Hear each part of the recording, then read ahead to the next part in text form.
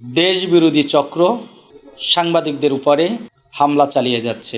সাধারণ শিক্ষার্থীদের কোটাবিরোধী আন্দোলনে সংবাদ সংগ্রহ করতে গিয়ে যে সমস্ত সাংবাদিকরা শারীরিকভাবে লাঞ্ছিত হয়েছে, সাংবাদিকদের মোবাইল ছিনিয়ে নেওয়ার ঘটনা ঘটেছে, সাংবাদিকদের গাড়ি ভাঙচুরের ঘটনা ঘটেছে, সংবাদ সংগ্রহ করতে গিয়ে যে সকল সাংবাদিকদের উপরে অতিরিক্ত হামলা করেছে এবং এই ঘটনা যারা ঘটিয়েছে তাদেরকে চিহ্নিত করে আইনের আওতায় আনতে হবে এবং দৃষ্টান্তমূলক শাস্তির দাবি করছি।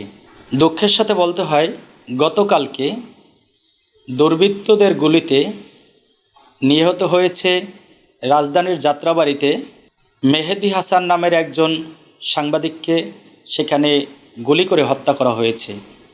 এই হত্যার তীব্র নিন্দা ও প্রতিবাদ জানাই। একই সঙ্গে বিভাগীয় তদন্ত কমিটি করে সাংবাদিকদের সংবাদ সংগ্রহে যারা বাধাগ্রস্ত করেছে, এই ষড়যন্ত্রে যারা লিপ্ত হয়েছে তাদেরকে আইনের আওতায় এনে দৃষ্টান্তমূলক শাস্তির দাবি করছে।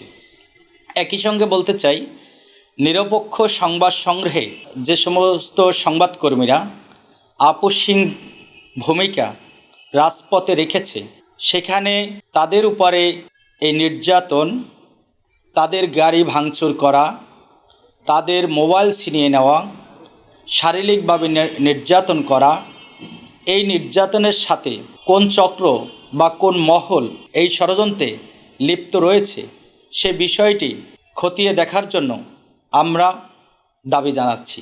সাংবাদিকদেরকে সঠিক সংবাদ সংগ্রহ করার জন্য সকলকে সহযোগিতা করার জন্য আমরা অনুরোধ জানাচ্ছি। সাংবাদিক কারো শত্রু নয়, সকলের মঙ্গল কামনায় দেশের মানুষের জন্য তারা জীবন বাজি রেখে সবসময় কাজ করে থাকে।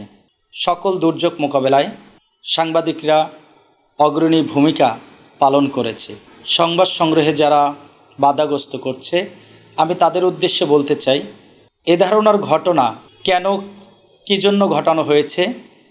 আমরা মনে করি একটি দেশবিরোধী চক্র সাংবাদিকদের উপরে হামলা চালিয়ে যাচ্ছে।